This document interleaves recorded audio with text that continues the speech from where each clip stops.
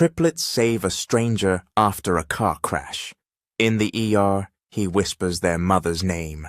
Help! Somebody please! The scream tore through the street as smoke filled the air. A black SUV lay crushed against a stop sign, its hood spitting sparks. Neighbors froze in horror, phones in hand, but feet unmoving. But three small figures didn't hesitate.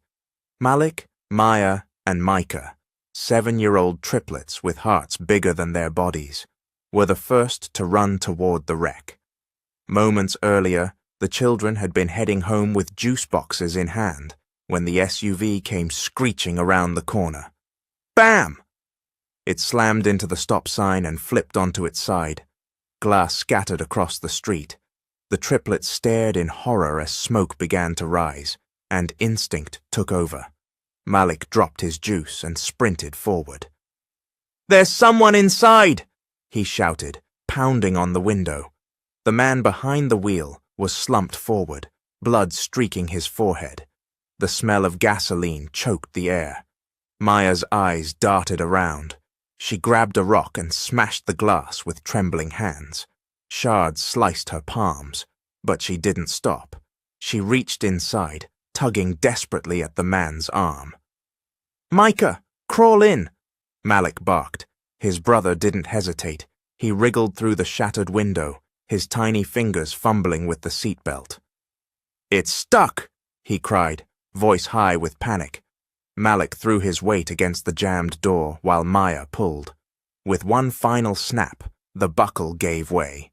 Together, the three children dragged the stranger through broken glass, stumbling back just as flames licked the hood. The man groaned faintly, his head rolling side to side. Stay with us, sir. Don't close your eyes, Maya pleaded, tears streaking her cheeks. Malik spun around, glaring at the crowd of grown-ups who stood frozen. Call 911, he screamed again. Finally, sirens wailed in the distance. Red lights washed over the street as paramedics swarmed. The children backed away, hearts pounding, as the stranger was lifted onto a stretcher. His chest rose and fell, shallowly. His lips moved, cracked and dry. The triplets leaned in, desperate to hear. And then, in a voice barely more than a whisper, a single word slipped out. Naomi! The triplets froze. Naomi was their mother's name. Before they could ask, the man went limp as the ambulance doors slammed shut. Tires screeched, and within seconds, he was gone. The children stood in the middle of the broken glass, juice boxes forgotten, fear in their eyes.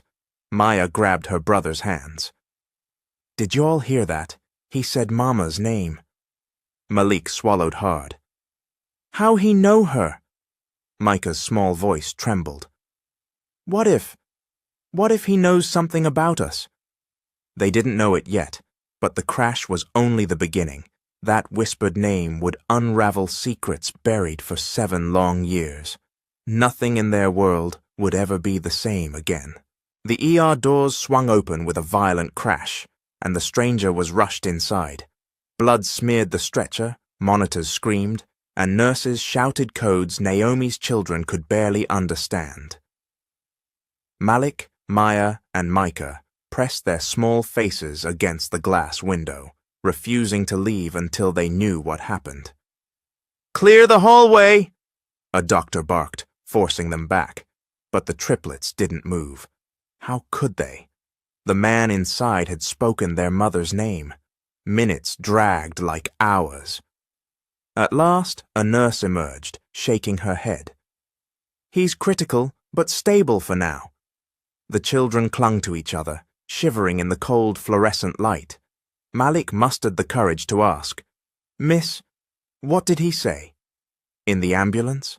The nurse frowned. He only whispered one word, a name, Naomi.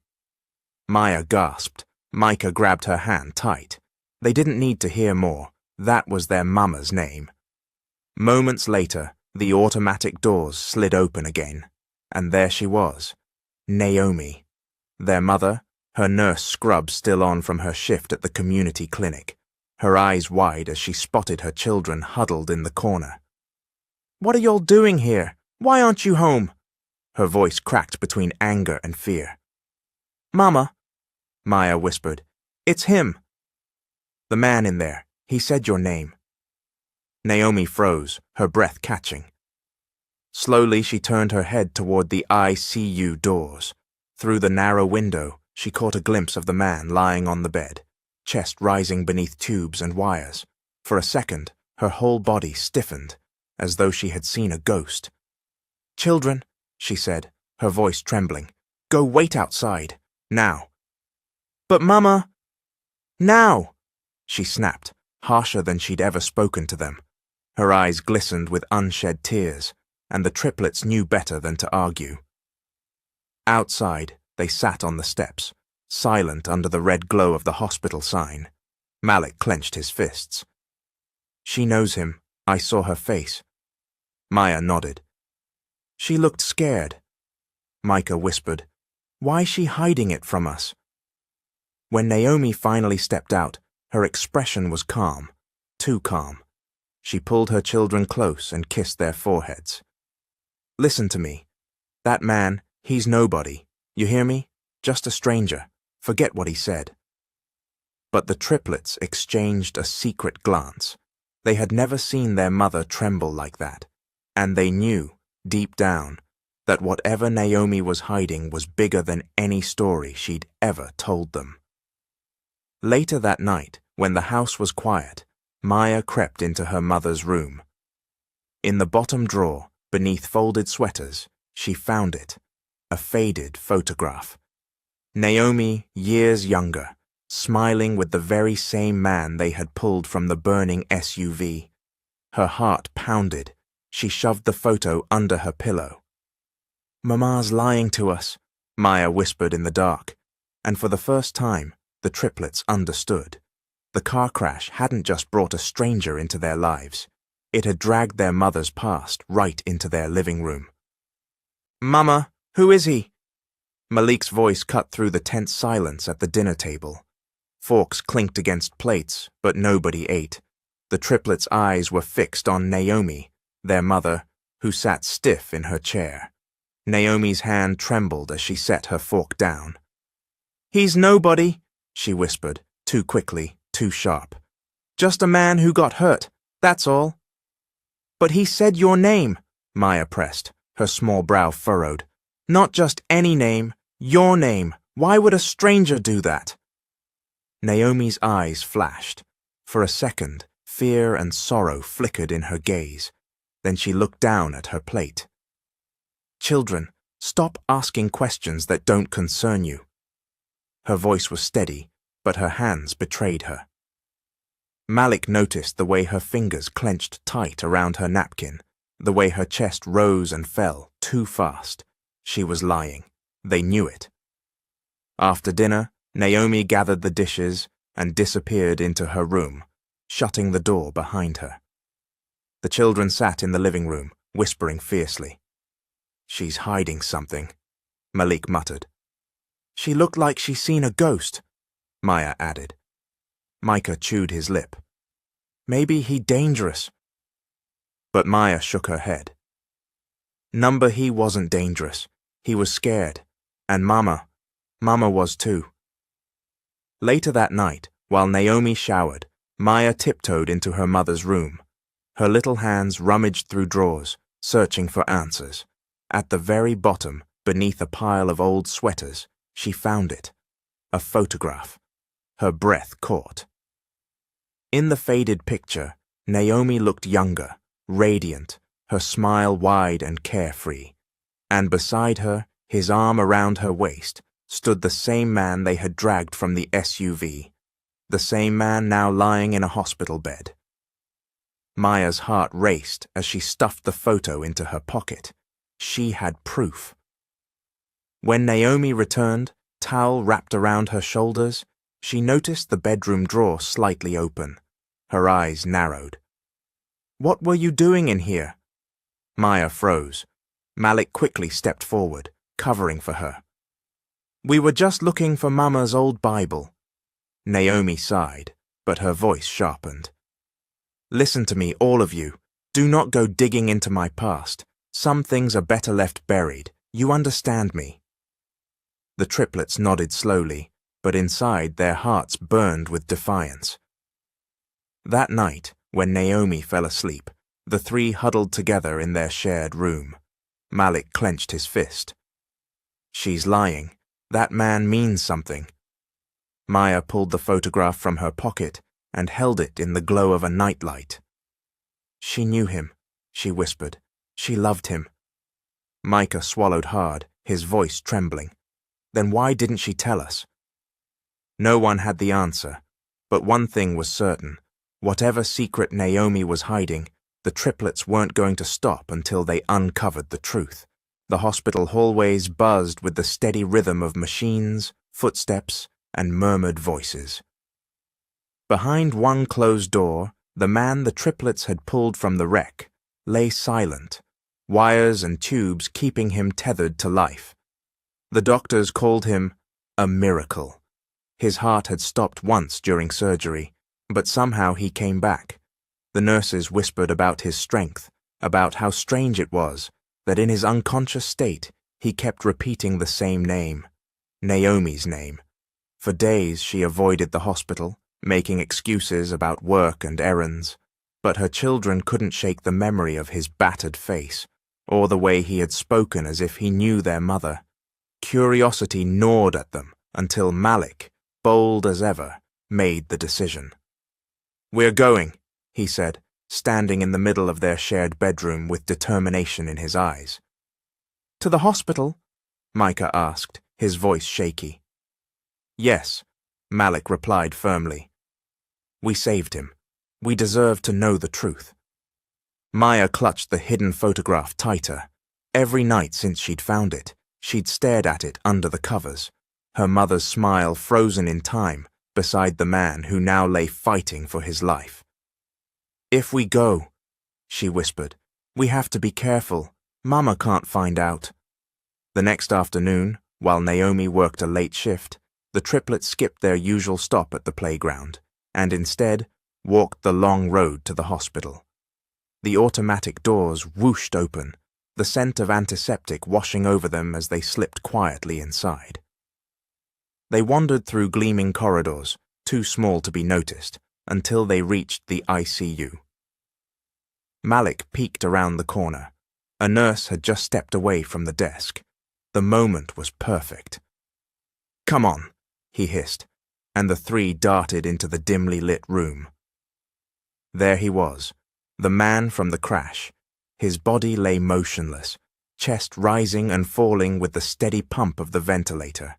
His skin was pale under the fluorescent lights, his face covered in bruises and bandages. The children stood frozen, suddenly unsure of themselves. It was Micah who broke the silence. "He don't look scary," he whispered softly. "He looks sad." Maya stepped closer to the bed, her small hand hovering just above his. She didn't touch him, not yet. Her voice was a whisper. "Who are you? Why do you know our mama?" As if her words reached him through the fog, the man stirred, his eyelids fluttered, his lips parting with effort. Slowly, his gaze shifted toward Maya. For a moment, it was as if he didn't see her at all, but someone else, someone from long ago. "Tasha," he murmured, confusing her name with another. Tears welled in his eyes. His hand twitched weakly against the sheets. Maya's breath caught. "No, it's Maya," she said quickly, but the man didn't seem to hear. His lips trembled, his voice breaking. "Naomi," he whispered, his words faint but clear this time. "Naomi, forgive me." The room went still.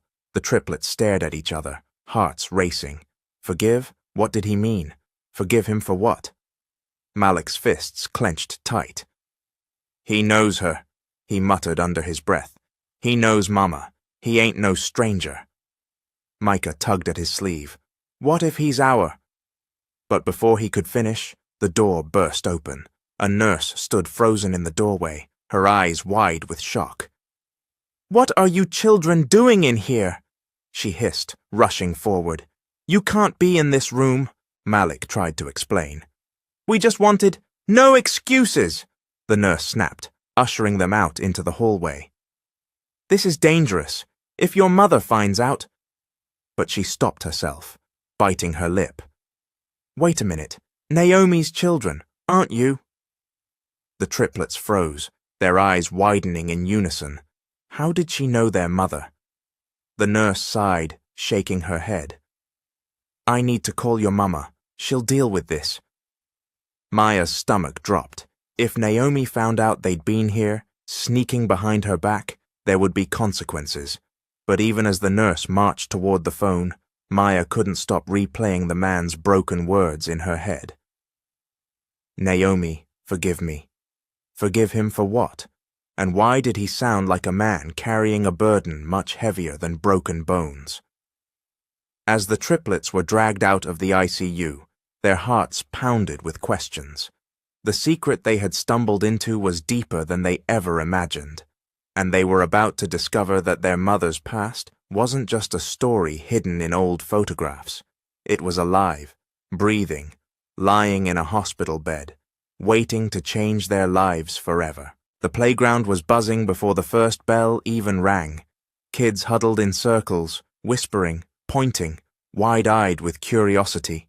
The story had spread like wildfire. 3 7-year-olds pulling a grown man from a burning SUV. Teachers had whispered about it in the staff lounge. Parents at church had shaken their heads in awe, and now the whole school knew the names of the heroes.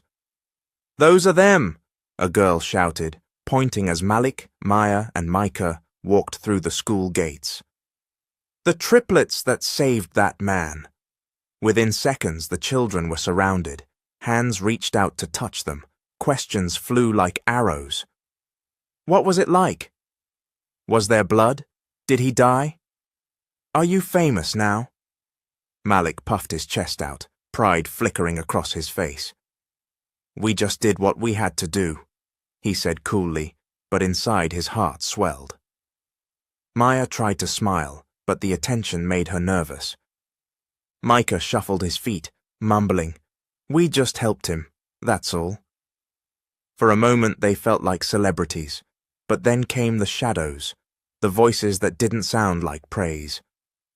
"Fatherless heroes," sneered a boy from the back of the crowd. It was Deshawn, the biggest mouth in the 2nd grade. He folded his arms, his eyes sharp with cruelty. "Y'all acting like saviors, but everybody know your daddy gone. That man probably ran off too. Maybe that's why he said your mama's name. She out here collecting strays." The words sliced like a knife. The crowd gasped, some children giggling nervously, others turning away in awkward silence. Malik's fists balled instantly. Maya's eyes burned with tears, but she held them back. Micah, gentle, quiet Micah, suddenly snapped. "You shut up!" he shouted, his voice trembling with rage. "Don't talk about our mama like that," Deshawn smirked. "Or what?" And before anyone could stop it, Micah lunged. His small fists swung wildly, catching Deshawn off guard. The two tumbled to the ground, dust rising, children screaming as the fight erupted. Malik jumped in, trying to pull his brother off. Maya shouted for them to stop, but the crowd only grew louder. Teachers rushed in, separating the boys. Micah's lip was bleeding, Deshawn's nose trickled red. The teacher's voice thundered over the chaos. "Micah Johnson! Deshawn Carter, principal's office, now!" The triplets sat outside the principal's door, tension heavy in the air.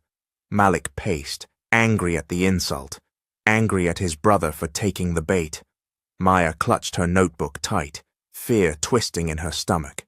Micah sat slumped, ashamed of his outburst. Inside, the principal lectured them sternly. "Violence is never the answer," she said, though her eyes softened when she looked at Micah.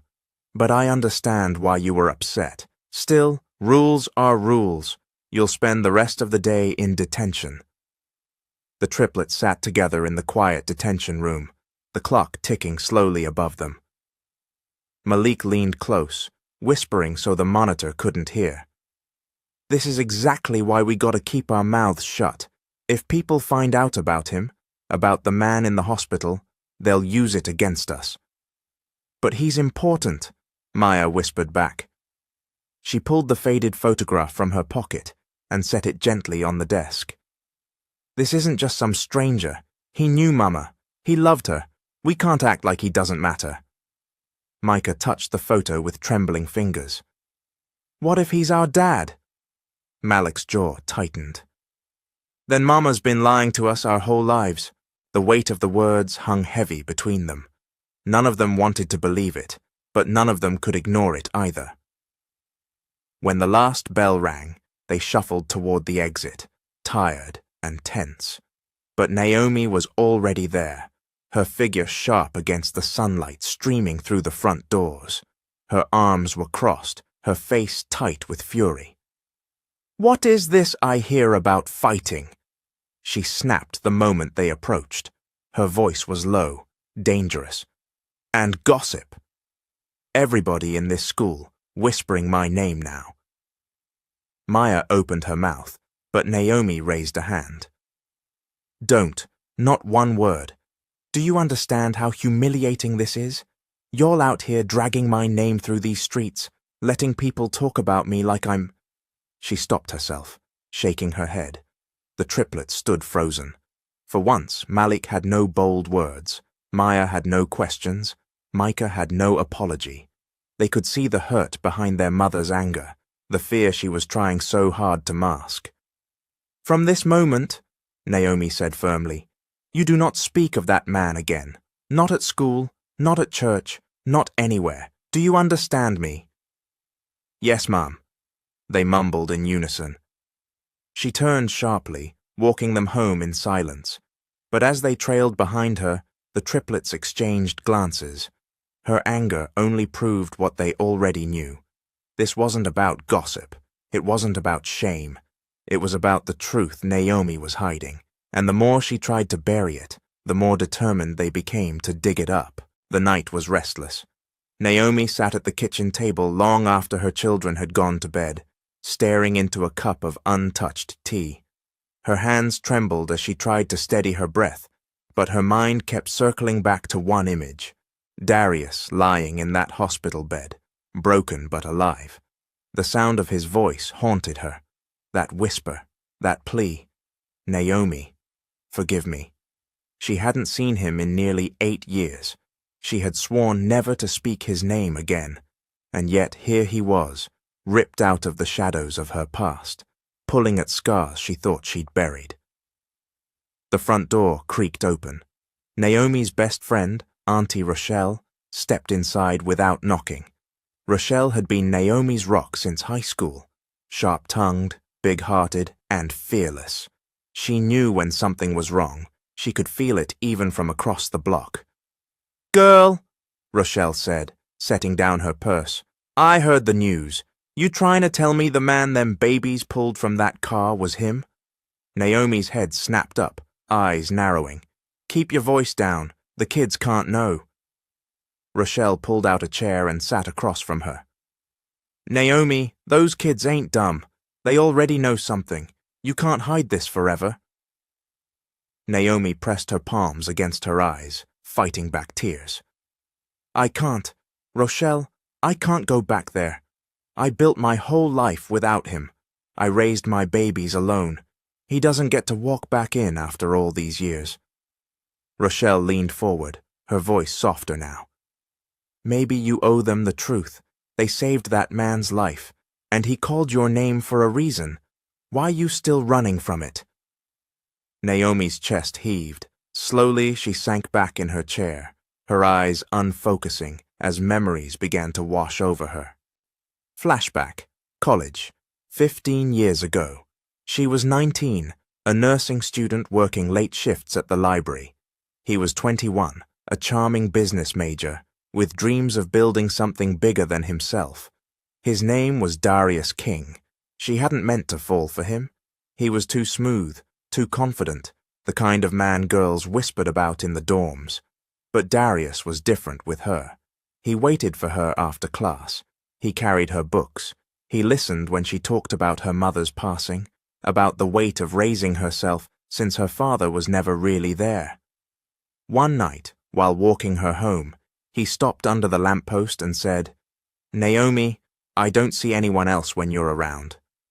It's just you." Her laugh had been nervous, her cheeks flushed, but when his hand brushed hers, something in her heart whispered yes.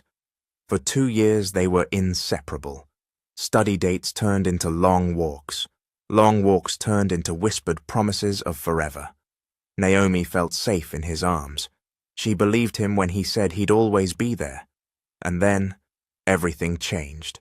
When Naomi told Darius she was pregnant, his face shifted. Shock, fear, then anger.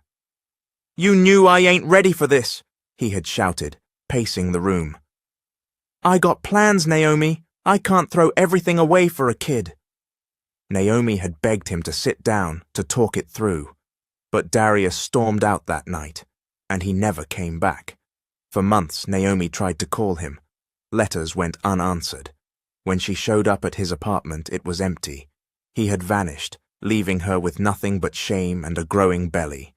Her father's disappointment had been worse than any slap. "Didn't I warn you?" he sneered. "That boy ain't no good. Now look at you." Naomi had cried until she was hollow, but when the triplets were born, she swore she would never shed another tear for Darius King. She would raise her babies herself. She didn't need him. She didn't need anyone. Naomi blinked, pulling herself out of the memory. Her tea was cold now. Rochelle's eyes never left her. "So that's it?" Rochelle asked softly. "He left when you told him about the babies?" Naomi's throat tightened. "Yes, he abandoned us, Rochelle, and I will never forgive him for that. Never." But Rochelle tilted her head, her brow furrowing. "Something don't add up." Naomi glared. "What's that supposed to mean?" "Girl, Darius wasn't perfect, but he loved you. Anybody could see that. A man don't just wake up and walk away like that, not after the way he used to look at you. Unless—" Rochelle leaned closer, lowering her voice. "Unless somebody made him." Naomi's heart stuttered. She thought of her father, his harsh words, his cold stares every time Darius came around. "No," she whispered, shaking her head. "Don't you dare. Don't you put this on him." But Rochelle wasn't convinced. "Naomi, I've known you half your life, and I know this. Secrets got a way of rotting everything they touch. Maybe Darius got his own story. Maybe you don't know the whole truth." Naomi's hands curled into fists. "I don't need his story. I lived mine. I raised 3 babies without a man to help me. That's all the truth I need." Her voice cracked on the last word, and the tears she had held back spilled over. Rochelle reached across the table, gripping her friend's hands tightly. "You strong, Naomi. You always been strong. But strength don't mean carrying a lie forever. Those kids deserve answers, and whether you like it or not, the answers are lying in that hospital bed." Naomi pulled her hands back, wiping her face quickly, as if she could erase the weakness. Number, I won't let him back in. Not now, not ever. He made his choice. But as she spoke, her voice trembled, because deep inside, buried beneath the anger and hurt, a small voice whispered something Naomi couldn't silence. What if Rochelle is right? What if Darius never chose to leave? She shook her head violently, trying to drown it out. She wouldn't go back. She couldn't.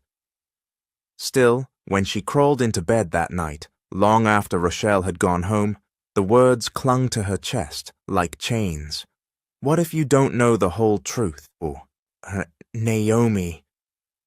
The name escaped his lips like a prayer as his eyes fluttered open for the first time since the accident.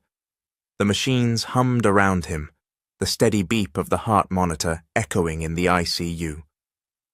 Darius blinked against the harsh fluorescent lights, his body heavy with pain. His throat burned, but one thought cut through the fog of medication and injury. He had to see her. The nurse at his side gasped, nearly dropping her chart. "Mr. King, you're awake. Don't try to talk too much. You've been through a lot." But he didn't listen. "Naomi," he croaked, forcing the word past cracked lips. "Where's Naomi?" The nurse hesitated. "You need to rest. I'll let her know you're awake." Within the hour, Naomi stood just outside his room, her arms wrapped around herself. Her heart pounded as she peered through the small window in the door. There he was, alive, breathing, his eyes open. For 7 years she had imagined him gone, erased, yet now his face stared back at her through glass and distance. Her knees nearly buckled. The nurse appeared beside her. "He keeps asking for you, over and over. Naomi, he wants to see you." But Naomi's lips pressed into a hard line. "Tell him I'm not coming," she whispered. Her voice trembled, but her eyes were steel. "He doesn't get to want anything from me." The nurse tried again. "Maybe if you—" "No!" Naomi cut her off sharply, turning away. She walked down the hall, her back stiff, her hands shaking. Behind her, muffled through the walls, she could hear him calling again. "Naomi! Naomi!" The sound tore through her, but she didn't look back. The next day, the triplets made their move. They'd waited until Naomi left for her shift, then whispered their plan in the living room. "He's awake now," Malik said. "This is our chance." Maya clutched the photograph close to her chest. "We need answers. Mama won't tell us, but he might." Micah chewed his lip nervously. "What if Mama finds out?" "Then we deal with it," Malik said firmly. "But I gotta know the truth." They slipped into the hospital like ghosts, retracing the path they'd taken before. Malik led the way, his small shoulders squared with determination. They crept down the ICU hallway until they reached the door. The blinds were half drawn, but through the crack they saw him. Awake this time, propped up slightly in bed, his eyes searching the ceiling as if he were lost.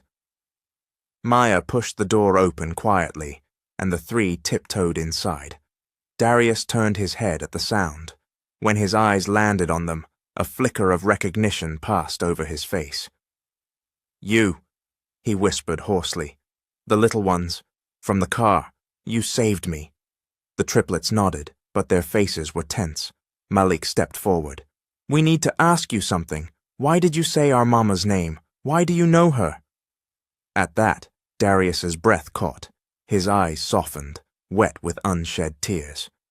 "Naomi, she's your mother?" "Yes," Maya said cautiously, clutching the photo in her pocket. For a long moment, Darius said nothing. His chest heaved, and his hand trembled against the sheets. Then slowly, he closed his eyes, his voice breaking. "I didn't leave her. I swear to God I didn't abandon her." The children exchanged confused glances. Malik frowned. "Mama said you walked away. She said you didn't want us." Darius's eyes shot open, fierce with pain. "No, that's not true. I loved her. I loved Naomi with everything in me. I would have given her the world. I didn't choose to leave. I was forced." Micah tilted his head, his small voice hesitant. "Forced? By who?" Darius's eyes clouded, memories flashing across his face. "Her father. He hated me. He said I wasn't good enough for her.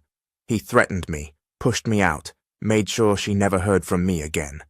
I wrote letters, called, begged, but everything disappeared into silence. I thought she hated me." Maya's breath caught. Letters. That was exactly what they had found. Hidden, torn, forgotten. She felt her stomach twist. Malik's fists clenched. He wanted to believe him, but his mother's voice echoed in his ears. "He abandoned us." The room was thick with silence. Finally, Malik blurted out, "If you loved her, why didn't you fight harder? Why'd you stay gone all these years?" Darius's face crumpled. "Because I thought it was what she wanted. I thought she chose her family over me." And by the time I found out about the children, his voice broke, tears spilling down his cheeks. It was too late. I was too ashamed. I thought she'd never forgive me. The triplets stood frozen, their hearts pulled in two directions. On one side was their mother, strong and certain, insisting he had abandoned them. On the other side was the man in front of them, broken but desperate, swearing he had never stopped loving her. Maya finally pulled the photograph from her pocket and held it up. If you didn't love her, why do you look so happy here? Darius stared at the photo, his breath catching. He reached out with trembling fingers, brushing the faded image of Naomi's smile. A sob shook his chest. Because she was my everything. The door burst open suddenly. The nurse from before stood there, her eyes wide. What did I tell you kids about sneaking in here? You can't be in this room. She started to usher them out, but Malik twisted back to shout one last question. Are you our father? The room went silent. Darius's lips parted, his voice raw. Yes, if your mama will let me. Yes, I'm your father. The children froze, their hearts pounding in their tiny chests. The nurse dragged them out, her voice scolding, but the only sound that mattered was still echoing in their ears. Yes, the late afternoon sun dipped low over the neighborhood, casting long shadows across the cracked sidewalks. The triplets sat on the porch steps, restless, their minds spinning after what they had heard in the hospital. Yes, if your mama will let me. Yes, I'm your father. The words had clung to them like glue, replaying again and again. Malik paced back and forth, fists clenched. Maya stared at the faded photograph in her lap, tracing her mother's smiling face with trembling fingers. Micah sat quiet, his eyes darting nervously to the street, as though waiting for something to happen. And then it did. A car pulled up, slow and careful, stopping right in front of their house. The door opened, and out stepped a figure that made all three children's hearts pound at once. It was him, Darius King, no longer in a hospital gown, but still moving with stiffness, bandages visible beneath the collar of his shirt. He looked thinner, weaker, but his eyes burned with determination as he stood at the edge of the yard. Kids, he said softly, his voice rough but clear. Is your mama home? Malik's chest tightened. He wanted to yell, to demand answers, but the words caught in his throat. Maya's hand flew to her mouth, tears springing to her eyes. Micah shifted uncomfortably, whispering, She's inside. The sound of the front door opening cut him off. Naomi stepped out, holding a basket of laundry. The moment her eyes landed on him, the basket slipped from her arms, clothes spilling across the porch, her face drained of color. You, she breathed, her voice a mixture of shock and fury. Darius took a hesitant step forward. Naomi! Don't you say my name! She snapped, her voice shaking. Don't you dare! The triplets froze on the steps, wide-eyed, caught in the crossfire of a storm they could feel building. I just wanted to see you, Darius said quietly. To explain. Naomi's laugh was bitter, sharp as glass. Explain what, Darius? How you left me with 3 babies and no husband? How you disappeared when I needed you most? What could you possibly say that I haven't already heard in my nightmares? Her words struck him like blows, but he didn't flinch. I didn't leave you, Naomi. I never would have walked away. I was pushed out. You know your father. Don't, she hissed, stepping forward, her eyes blazing. Don't you put this on my daddy. You made your choice. No! His voice rose, breaking with emotion. I wrote to you. I called. I begged. He shut me out. He destroyed every letter, every word I tried to send. You think I didn't want to be there? You think I didn't dream of holding those babies every night? Naomi's breath hitched. For a second, her resolve cracked, but then her jaw hardened again. You expect me to believe that after all these years? After silence? After pain? Don't stand on my porch and pretend you're some victim." The triplets sat frozen, their heads whipping between them like a tennis match. Maya's hands clutched the photograph hidden in her lap. Malik's fists trembled. Micah's small chest rose and fell too fast, panic written all over his face. Darius's voice broke again, raw and desperate. "Naomi, I loved you. I still—" "Stop!" she screamed, tears finally breaking free. "Don't you dare say that word to me. You don't get to love me after what you did." Silence fell, heavy and suffocating. The neighbors had begun to peek from their windows, whispers spreading like wildfire down the block. A mother and father, locked in battle, with 3 small children caught in the storm. Naomi wiped her face with the back of her hand, her voice dropping to a deadly whisper. "Get off my porch, Darius. Don't ever come back." But Darius didn't move. His chest rose and fell with ragged breaths, his eyes locked on hers. "I'll go," he said finally, his voice low and certain. "But the truth will come out, Naomi. You can't hide it forever. Not from them. Not from me." With that, he turned, limping back toward his car. The triplets watched, stunned, as he climbed inside and drove away, the sound of the engine fading into the distance. The silence that followed was unbearable. Naomi bent down, gathering the spilled laundry with shaking hands, her tears dropping onto the fabric. The children wanted to speak, wanted to ask, but the words tangled in their throats. Finally, Malik whispered, "Mama." "Inside," Naomi said sharply, not looking at them. "Now." They obeyed, shuffling into the house without another word. But as the door closed behind them, the weight of what they had witnessed pressed down hard. Upstairs in their room, the triplets huddled together, their young minds racing. "He's telling the truth," Maya whispered, clutching the photograph tightly. "I saw it in his eyes." Malik shook his head. "Mama said he left. She wouldn't lie to us, would she?" Micah's voice trembled. What if both of them are telling the truth? What if somebody else is lying?" The 3 sat in silence, hearts pounding, as Naomi's muffled sobs drifted through the walls of the small house. Outside, the street was alive with whispers, neighbors gossiping about the return of Darius King. Inside, the triplets lay awake, caught between 2 worlds, the one their mother had built and the one their father claimed was stolen. One thing was certain, the storm had only just begun.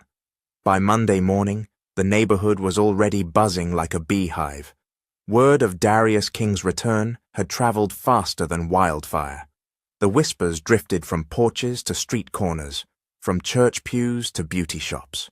Naomi tried to keep her head down, but everywhere she turned she felt eyes following her, voices dropping to hushed tones the moment she walked by. The triplets noticed it too. At the playground, their classmates no longer surrounded them like heroes. Instead, they whispered behind cupped hands, their eyes darting. "That's them," a boy said. "The ones with the daddy who came back." Malik clenched his fists, ready to swing, but Maya held him back. Micah's eyes filled with tears. For the first time in their lives, the triplets felt like strangers in their own neighborhood. That afternoon, Naomi sent Malik to the barbershop with $10 and instructions to get a trim before school pictures. He sat in the cracked vinyl chair, trying to hold still as the clippers buzzed. But the real sting wasn't the razor against his scalp. It was the words floating through the room. I knew that girl back then," one man drawled, his voice heavy with judgment. "Naomi always did have a taste for trouble." "Yup," another chimed in. "Now look, 3 kids, no ring, and the daddy rolling back after all this time. She must have ran him off herself." The barbers chuckled, shaking their heads. Malik's blood boiled, his small fists gripped the chair arms. "That's a lie," he shouted, his voice cutting through the room like a whip. The laughter died instantly. Every head turned. The barber froze, clippers buzzing mid-air. "That's my mama you talking about," Malik continued, his voice trembling but fierce. "She ain't no trouble. She raised us by herself, and she don't need none of y'all saying nothing about her." The men shifted uncomfortably. Some muttered apologies. Others smirked, amused by the boy's outburst. The barber placed a firm hand on Malik's shoulder. "Calm down, lil' man. Folks gon' talk. Best thing you can do is not listen." But Malik's jaw was set. He sat rigid in that chair, the sound of the clippers drowned out by the fire of humiliation and anger burning in his chest. Meanwhile, across town, Maya clutched her mother's hand as they entered church. The pews creaked, the choir hummed softly, and the preacher's voice rose with praise. But Maya's ears weren't on the sermon. They were tuned to the whispers behind her. "Naomi sitting here like nothing happened," a woman muttered. But you heard, didn't you? That man from her past is back, and those kids—" "Lord have mercy, ain't no hiding the truth forever." Maya's stomach twisted. She wanted to turn around, to shout, but the fear of embarrassing her mama kept her frozen. She glanced at Naomi, who sat straight-backed, head held high, eyes fixed on the pulpit. But Maya saw the tightness in her jaw, the way her hands clenched against her lap. Mama heard them too. After service, Naomi's friend Rochelle pulled her aside, speaking in low tones. "People talking, Naomi. They saying you been lying all these years. You need to get ahead of this before it gets worse." But Naomi shook her head sharply. "I don't owe anybody the truth. My life ain't their business." That night, the triplets gathered in their room. Malik paced like a caged lion, retelling what he'd heard at the barber shop. Maya repeated the church whispers. Micah sat silently, his small body trembling. "Everybody's talking about us," Malik fumed. "About Mama. About him." "And Mama just pretends like nothing's wrong," Maya said softly. "But the whole neighborhood knows." Before they could say more, Naomi's voice boomed from the hallway. "What are y'all whispering about in here?" She stepped into the room, her eyes sharp, her body tense. Maya swallowed hard. Malik crossed his arms defiantly. Micah looked down at the floor. "Y'all been listening to people, haven't you?" Naomi demanded. "At school, at church. You think I don't know?" Silence. Naomi's chest rose and fell as she tried to control her fury. "Let me tell you something right now. I don't care what people say out there. I don't care what stories they spread. This is my house, and in this house, we don't feed gossip. You hear me?" "Yes, ma'am," they murmured, though their voices were small. She stepped closer, her eyes glistening with unshed tears. "I raised you three with nothing but my hands and my faith. I've done everything to protect you, and I will not have strangers' lies filling your heads. You got questions, you come to me, not to the streets, not to neighbors, not to no man who thinks he knows me." Her voice cracked on the last words. She turned away quickly, leaving the room before they could see her break. The triplets sat in silence, the weight of her command heavy in the air. Malik's fists unclenched slowly. Maya tucked the photograph deeper into her pillowcase. Micah whispered, "But what if the gossip is the truth?" Neither of the others answered, because deep down they were beginning to wonder the same thing. That night, as the house grew quiet, Naomi stood alone in the kitchen, staring out the window into the dark street. Somewhere out there, Darius was breathing the same night air, carrying his version of the truth, and somewhere in between, her children were caught, torn between loyalty and doubt, innocence and awakening. The tension was no longer just inside her home. It was spilling out, seeping into the very fabric of their community. And Naomi knew, the longer she held the truth, the harder it would be to keep it from breaking everything apart. The gymnasium was packed tighter than it had ever been. Folding chairs lined the basketball court, the bleachers overflowed, and the buzz of anticipation filled the air like a swarm of bees. A banner stretched across the stage, celebrating local heroes. Malik, Maya, and Micah sat in the front row, their feet swinging nervously above the polished floor. They hadn't told Naomi about the assembly. The school had handled it themselves. The principal believed the children deserved to be honored for their bravery. After all, how often did 7-year-olds save a man's life? But to the triplets, the title, Heroes, felt heavy. Too heavy. Maya twisted her fingers together. Malik kept his head up, but his jaw was tight. Micah fidgeted, glancing every few seconds at the doors. He had a bad feeling in his stomach, the kind that made it hard to breathe. At last, the principal stepped to the podium, her voice amplified by the crackling microphone. "Today," she announced, smiling warmly, "we come together as a community to celebrate courage. These 3 remarkable students risked their lives to save a stranger trapped in a burning car. Because of their bravery, that man is alive today." The audience erupted in applause. Parents clapped, children whistled, and teachers wiped tears from their eyes. Naomi sat stiffly in the 3rd row, her hands clenched in her lap. She had almost refused to come when the school called her, but Rochelle had insisted. "You can't hide forever, Naomi. Those kids deserve this moment." Now, sitting among neighbors whose whispers she could almost feel against her skin, Naomi wished she had stayed home. The clapping sounded hollow. The smiles looked fake. Every gaze felt like a dagger. Still, when the triplets were called to the stage, she stood and clapped with everyone else. She watched her children walk proudly across the floor, their little chests rising and falling with nervous pride. Malik led the way. Maya held her head high. Micah clutched his sister's hand. The principal handed them each a certificate, her voice ringing with praise. "True courage isn't about size or age," she said. "It's about heart, and these 3 heroes have shown us that even the smallest among us can change the world." The applause grew louder. A few people even stood, cheering.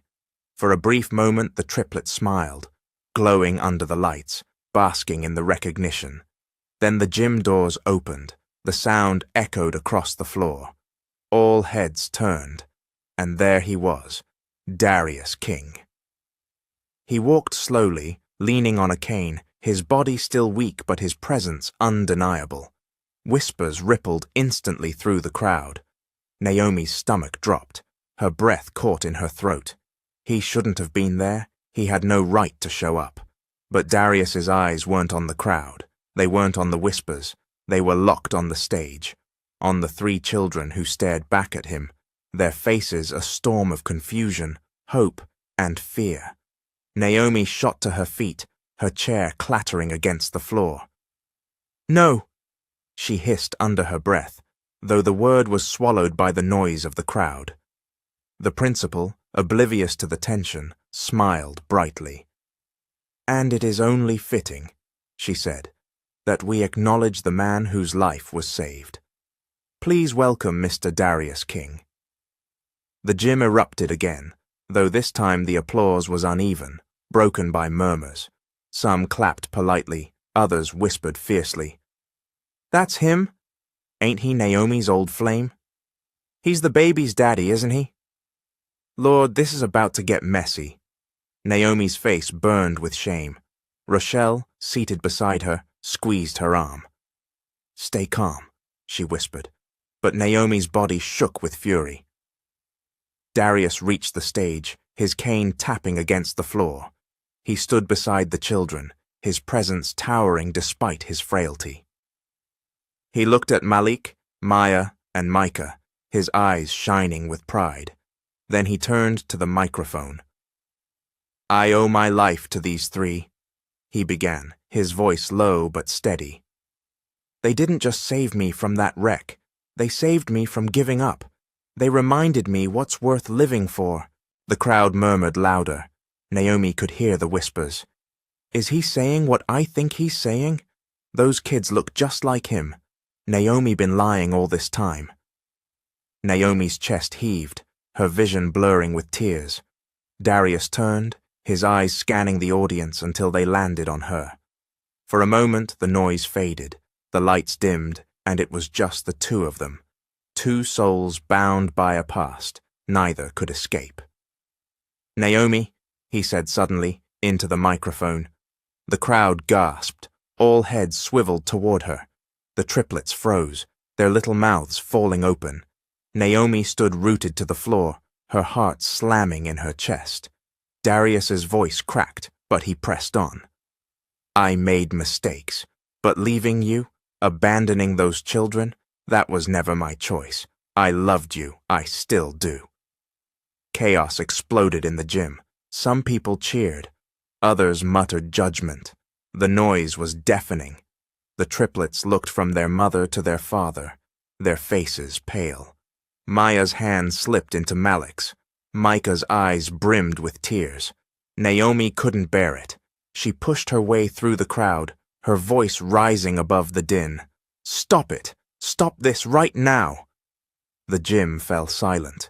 Naomi's chest rose and fell with ragged breaths as she stood at the center of the floor, her children watching, her community surrounding her, Darius staring at her with unshaken devotion. You don't get to stand here and rewrite history. She spat, her voice trembling. You don't get to show up after 7 years and embarrass me in front of my children, my neighbors, my God.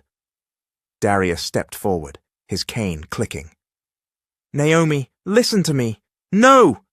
She cut him off, her tears spilling. You left me, you left us, and I had to raise these children alone. Do you know what that did to me? To them? The triplets stared at her, their hearts shattering with every word. I didn't leave, Darius said, his voice breaking. I was pushed away. Your father... My father is dead! Naomi screamed, her voice echoing off the gym walls. And you? You're dead to me too. Gasps rippled through the crowd. The triplets flinched. Darius's face crumpled, his body trembling with pain. The silence that followed was suffocating. Finally, the principal cleared her throat, her voice shaky. Thank you, Mr. King. Thank you, Naomi. Let's continue the program. But the moment was ruined. The whispers had already taken root. Naomi's secret, her shame, her rage, all laid bare in front of everyone. As the assembly ended, Naomi grabbed her children's hands, dragging them toward the exit. But just before they reached the door, Darius's voice rang out, raw and desperate. The truth will come out, Naomi. You can't hide it forever. The gym fell silent once more. Naomi froze, her back stiff. The triplets stared at her, their small faces pale, their eyes filled with questions she couldn't answer. She walked out without another word, her children in tow, leaving behind a storm she knew she couldn't outrun. The morning after the assembly, the air felt heavy, thick with whispers that wouldn't die. The triplets walked to school with their heads low. We heard the sound of their sneakers scraping against the sidewalk, the only rhythm to their silence. None of them spoke. None of them had to. They all knew what waited for them. When they reached the schoolyard, their fears came true. Look, it's them! A boy shouted, pointing across the playground. The secret kids! A ripple of laughter followed. Children huddled in groups, whispering behind their hands. Some called them heroes, others bastards. Your daddy came back from the dead. A girl giggled cruelly. Another boy smirked. He ain't your daddy. He just some dude who didn't want y'all. The words hit hard, sharper than fists. Malik clenched his jaw, his hands curling into fists. But Maya grabbed his sleeve. Don't, she whispered. Not again. But the taunts didn't stop. Hey, Malik! Deshaun, the bully from before, swaggered up with his crew. How it feel knowing your mama was lying all these years? Bet she got secrets stacked higher than the church steeple.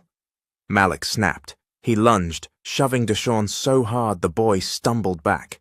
Gasps erupted. Teachers rushed in, but not before Malik swung once, connecting his fist with Deshaun's chin. Chaos exploded. Kids screamed. The teachers dragged them apart, Deshaun clutching his face, Malik panting with fury. "That's it!"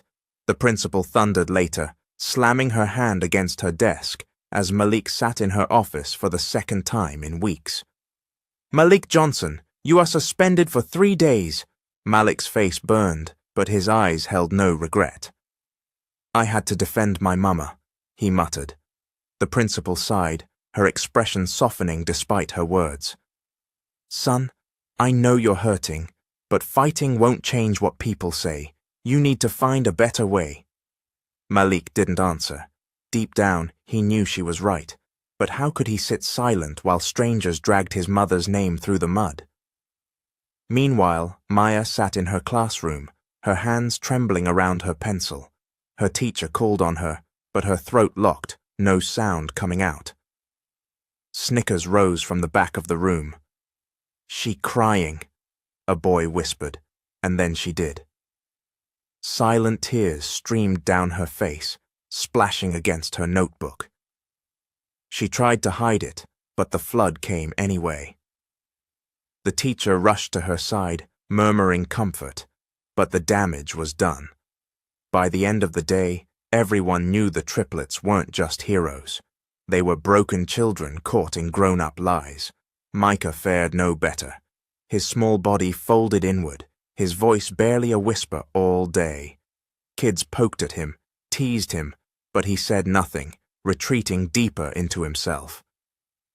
By the time the final bell rang, he felt hollow, like a ghost drifting through the hallways. When they walked home, the silence was worse than the noise. Malik's suspension slip crumpled in his hand. Maya's eyes were red. Micah shuffled beside them, his head down. Naomi was waiting on the porch. She saw their faces, their slumped shoulders, and her heart ached. But when Malik handed her the slip, her own shame swallowed the ache whole. "You fighting again?" she snapped, her voice sharp. "Suspended again?" "I had to, Mama," Malik burst out, his eyes blazing. "They was talking about you, about us." "I don't care what they say," Naomi shouted, her voice cracking. "You hear me? I don't care. You don't raise your hands, Malik. Not for them, not for me." Her chest heaved as she turned away, slamming the door. That night, Rochelle found her in the kitchen, slumped over the table, her face buried in her hands. The tea in her cup had gone cold again, untouched. "Girl," Rochelle said softly, pulling up a chair. "You can't keep this up. You're falling apart."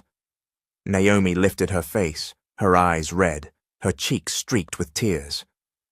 "They hate me, Rochelle. The whole neighborhood, the school, even church. Everywhere I go, I feel it. The stares, the whispers, like I'm filth." Rochelle reached across the table, grabbing her hands firmly. "Number you not filth. You're a woman who made choices, same as everybody else, but you can't keep running from the past. That's what's killing you." Naomi shook her head violently. "Number, the past is dead. Darius is dead to me. If I let him in, if I tell the truth, I lose everything I built. My kids, they'll never forgive me." "They'll forgive you quicker than they'll forgive a lie," Rochelle said gently. "Trust me on that." Naomi broke. She crumpled against the table, sobs tearing from her chest, shaking her body. Rochelle rubbed her back, whispering comfort, but nothing eased the crushing weight inside Naomi's chest. Upstairs, the triplets listened from the hallway. They had crept out of bed when they heard their mother's voice, hushed and broken. "She said Darius was dead to her," Maya whispered, clutching Malik's arm. "But she didn't say he left." Malik's brows furrowed, his mind racing. "She said if she tells the truth, She'll lose everything. Micah swallowed hard, his small voice trembling. What if the truth is that he never left? What if Mama lied? The three sat in silence, the weight of it pressing down on them. For the first time, they began to see their mother not as invincible, but as human, fragile, hurting, hiding. When they finally crept back to bed, none of them slept. They lay in the dark, hearts pounding, the sound of their mother's sobs echoing through the house. The next morning, Naomi stood in front of the bathroom mirror, her eyes swollen, her body weary. She splashed water on her face, whispering to her reflection, "Hold it together, for them." But the reflection didn't lie. She was unraveling, and with every whisper in the streets, every question in her children's eyes, the thread of her secret pulled tighter, ready to snap. The fallout wasn't over. It had only just begun. The house was quiet, but not peaceful. Quiet in the way a storm feels before it breaks. Naomi had left early that morning for an extra shift, leaving the triplets alone with cereal bowls and silence. Malik sat at the table, drumming his fingers restlessly. His suspension meant he wasn't going to school, and Maya and Micah had feigned stomach aches to stay home too. Nobody wanted to face the whispers another day. Finally, Malik slammed his hand on the table. "I'm done waiting," he declared.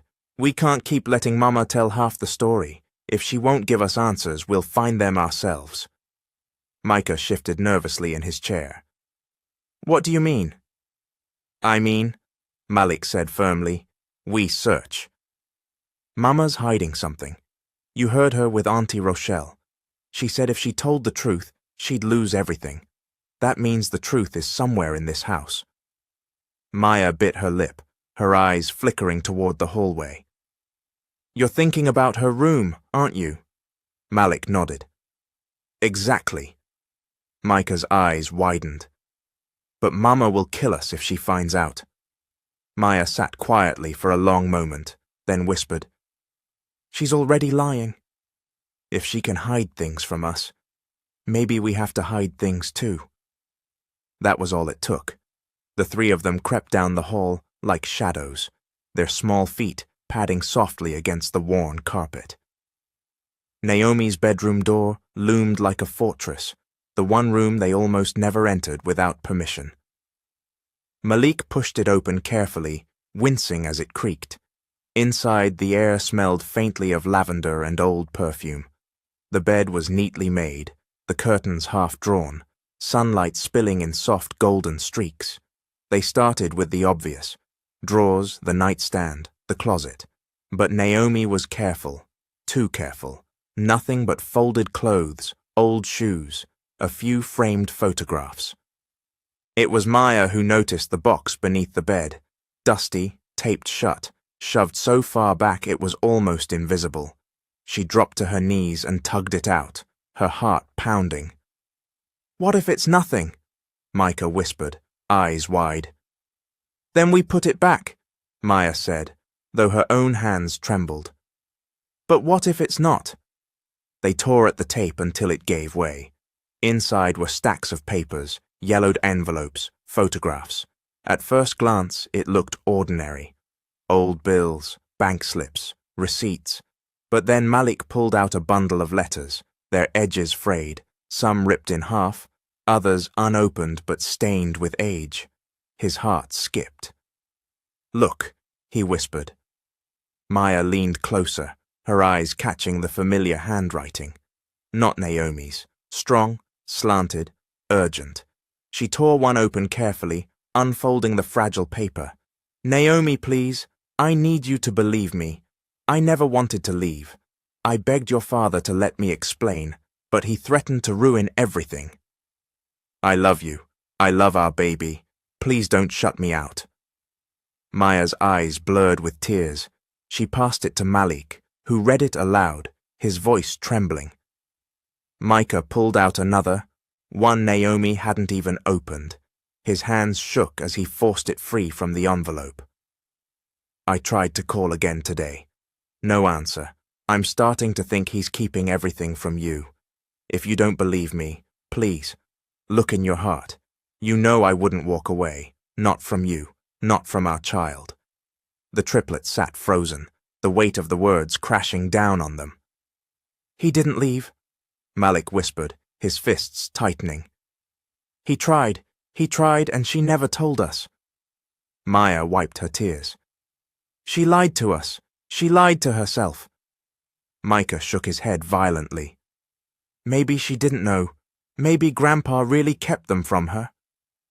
Malik pulled out another letter, this one ripped in half, taped back together clumsily. Naomi, please forgive me. If you never want to see me again, I'll respect that. But I need to know if our child is okay. Our child, Maya whispered. She clutched the letter to her chest, her tears falling freely now. He was talking about us. The silence was broken by the sound of the front door opening. The three froze, panic shooting through them. Kids, I'm home early, Naomi's voice called down the hallway.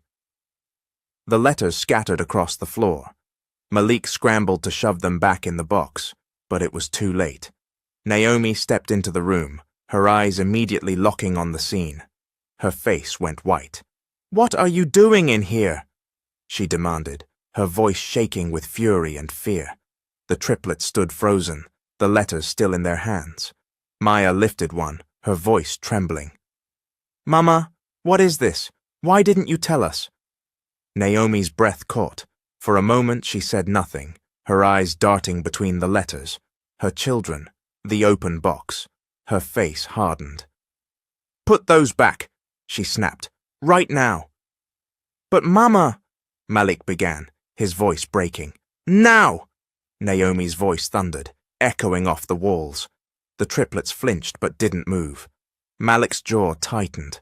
Maya's tears streamed harder. Micah whimpered softly. Naomi's hands shook as she reached forward, snatching the letters from Maya's grip. She shoved them back into the box, her chest heaving. You had no right, she spat, though her voice cracked. No right to go through my things. But Mama, Malik cried, his voice raw. He tried. He wrote to you. He didn't leave us. Why didn't you tell us? Naomi froze. Her lips trembled. Her hands clutched the letters as though they might burn her. I couldn't, she whispered finally. Why? Maya sobbed. Why would you let us believe he abandoned us? Why would you make us hate him? Naomi sank onto the edge of the bed, her shoulders collapsing. For the first time she looked small, fragile, broken. Because it was easier, she admitted, her voice low, trembling. Easier to hate him than to wonder. Easier to say he walked away than to tell you I didn't know. That maybe he tried, that maybe my father. Her voice cracked, her tears falling. I wanted to protect you. I thought if I buried it deep enough, we could move on. The triplets stood frozen, their young hearts torn in half. Malik's fists clenched in anger. Maya's chest ached with grief. Micah whispered, Mama. But no other words came. Naomi buried her face in her hands, sobbing into the silence. I didn't want you to see me weak. I didn't want you to know I didn't have all the answers, so I gave you the only one I could live with. The room was heavy with sorrow. The truth lay scattered across the bed, fragile and undeniable. The triplets stood together, united in their confusion, their love, their anger, and Naomi sat alone, clutching the letters of the man she once loved. The man she had convinced herself was gone forever. But now the truth had surfaced, and nothing would ever be the same again. The air in Naomi's bedroom felt like stone, heavy, cold, unmovable. The triplets stood frozen, their wide eyes locked on their mother. The box of letters lay open on the bed, some of the pages crumpled from their desperate hands, others stained with Naomi's tears. For a long, aching silence, nobody moved. Naomi's shoulders rose and fell, her face buried in her palms, as though hiding could undo what had just happened. But she couldn't hide anymore. Malik was the first to speak. His voice was sharp, but it cracked in the middle. "Mama, you owe us the truth." Naomi flinched. She lifted her head, her eyes red and swollen, her lips trembling. "You're just children." "We're your children," Maya cut in, her voice trembling with both fury and hurt. She clutched one of the letters in her small fist, shaking it at her mother. "You kept this from us. You let us think he abandoned us. You made us believe he didn't care. Why?" Micah's soft voice joined, barely above a whisper. "Mama, please, we need to know." Naomi's chest heaved, her eyes darting from one face to the next. Malik's anger, Maya's heartbreak, Micah's fear. The weight of their eyes broke something inside her. With a trembling breath, she sat back on the edge of the bed and whispered, "Fine. You want the truth? I'll tell you." The triplets crept closer, sitting cross-legged on the floor before her, like little jurors waiting for judgment. Naomi gripped the letters tightly, as if they might vanish if she let go. Her voice was shaky at first, but the words came, haltingly, painfully. Flashback, a love story. "I was 19 when I met Darius," she began, her eyes unfocused, lost in memory. "College was supposed to be my way out, my chance to prove to Daddy that I could make something of myself. I studied hard. I worked nights in the library just to pay my rent. I didn't have time for boys." Her lips quirked bitterly. But then he showed up, Darius King. He wasn't like the others. He didn't just flirt. He saw me. Her voice softened as she slipped further into memory. "He'd wait for me after class, carry my books, make me laugh when I was too tired to smile. He listened when I talked about losing my mama, about raising myself after Daddy stopped caring. For the first time, I didn't feel invisible." Naomi's eyes glistened. "I told myself not to fall, but I did. Lord knows I did." She described their late-night study sessions, walks through campus under the street lamps, the way Darius whispered promises into her ear. "He told me he'd give me the world one day, that I'd never be alone again." Her voice caught. "And I believed him." 2 years later, Naomi continued, everything changed. "I found out I was pregnant." The triplets stiffened, holding their breath. "I was scared," she admitted. "I was barely 21, still trying to finish school. I didn't know how to tell Daddy, but I thought Darius would stand by me. I thought he'd hold me and tell me everything would be okay." Her jaw tightened. "Instead, the night I told him, he exploded, said he wasn't ready, said I trapped him.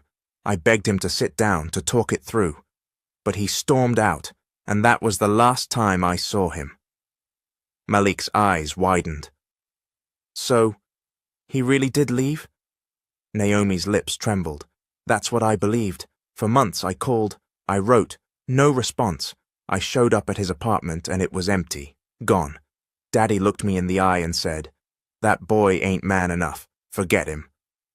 And I believed it." Her voice grew harder now, more bitter. "My father was a controlling man. He hated Darius from the start, said he wasn't good enough for me, that he was going to drag me down.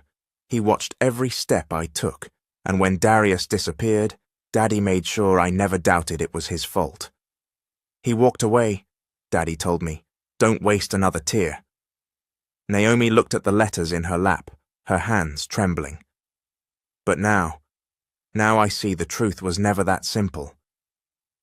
She held up one of the unopened envelopes, her voice breaking. "I don't even remember these. Some of them I never saw. Others I ripped up before I read a word, too angry, too broken to listen.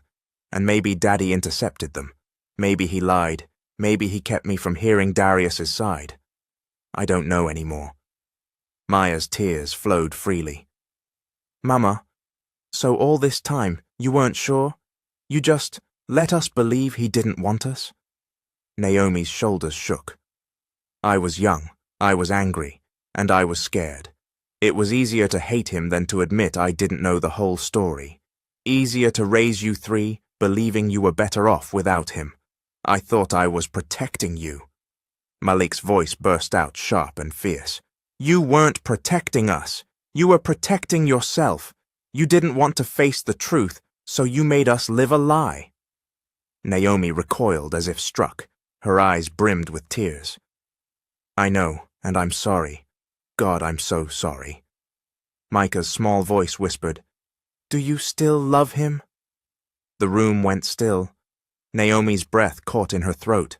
Slowly, she lowered her gaze to the letters in her lap, running her fingers over the fading ink. I tried to stop, she admitted softly. Tried to bury it, told myself he was gone, that I hated him. But the truth is, her voice cracked, I never stopped loving him, not one day. The triplets froze, their hearts pounding. Naomi looked up at them, her face streaked with tears, her voice raw. I don't know if Darius left me, or if he was forced away. I don't know if I can forgive him, or if I'll ever forgive myself. But I know this, I never stopped loving him, and I never stopped wishing things had been different. The silence that followed was deafening. The triplets stared at their mother, their young hearts torn between anger and empathy, betrayal and compassion. Malik's fists unclenched, his shoulders slumping. Maya's sobs shook her small frame.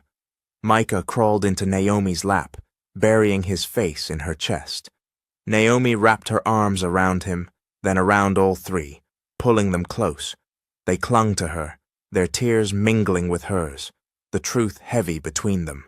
For the first time, the lies were gone. But the truth wasn't clean. It was jagged, complicated, messy. And somewhere out there, Darius carried his own version. The storm was far from over. The night Naomi confessed lingered like a bruise on the children's hearts. Her voice still echoed in their ears as they lay in bed, unable to sleep. I don't know if Darius left me, or if he was forced away, but I never stopped loving him. The words had cracked something open, and no amount of rocking themselves under the covers could make it close again. Malik lay on his back, fists clenched against his chest. Maya wept quietly, her face buried in the pillow. Micah stared at the ceiling, his small hands shaking. Finally, Malik spoke. His voice was low but steady. We need to hear his side. Maya sniffled. Mama already told us. Isn't that enough? No, Malik said firmly. She doesn't know what really happened. She admitted that. And if we don't find out, we'll never know the truth. Micah whispered, But Mama said we can't see him. She'll be so mad. Malik sat up, his face set. Then she don't gotta know. The decision was made.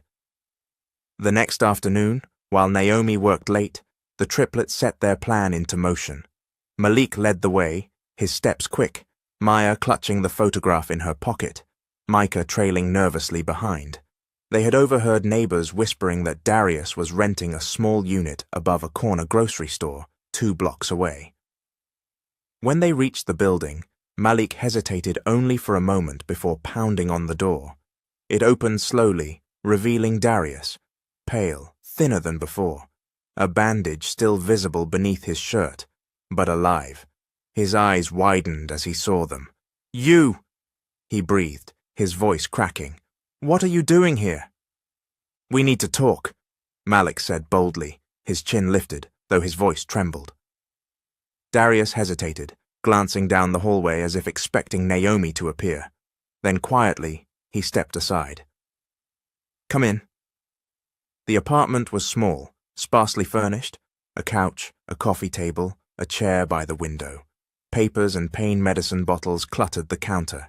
It smelled faintly of antiseptic and stale coffee. The children sat on the couch, their legs dangling above the floor. Darius lowered himself into the chair, leaning on his cane, his eyes never leaving their faces. Maya spoke first. Her voice was soft but urgent. Mama told us her side, about how you left, about how she tried, but you never came back. She pulled the photograph from her pocket, holding it up. But then we found your letters. So, tell us what really happened. Darius's breath caught. He leaned forward, his eyes glistening. She showed you the letters? No, Malik said sharply. She hid them. We found them. And we need the truth. For a long moment, Darius said nothing. His chest rose and fell, his fingers trembling against the cane. Finally, he whispered, "You deserve to know." The night everything changed. I loved your mother, Darius began, his voice low but firm. From the moment I met her, she was the light of my life, and when she told me she was pregnant, I wasn't scared. I was overjoyed. I wanted to marry her right then, build a family, start fresh. The triplets leaned in, wide-eyed. But Naomi's father hated me, Darius continued, bitterness creeping into his voice. Said I wasn't good enough, said I was nothing but trouble.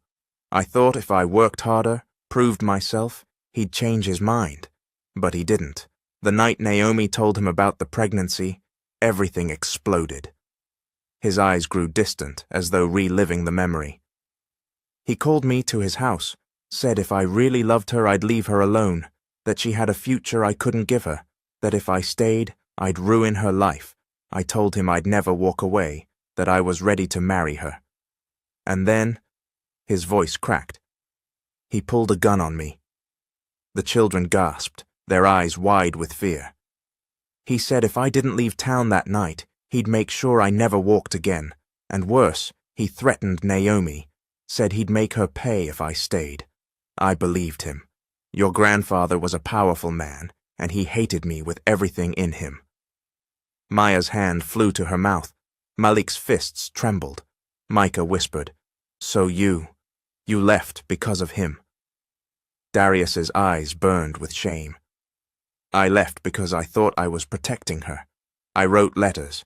I called every day for weeks. No answer, no reply. I thought maybe she didn't want me anymore. Maybe he convinced her I wasn't worth it. The silence. His voice grew heavy. I waited outside her apartment once, just to see her. But her father saw me first. He told me she'd moved on, that she didn't need me, that she hated me for walking out. I believed him.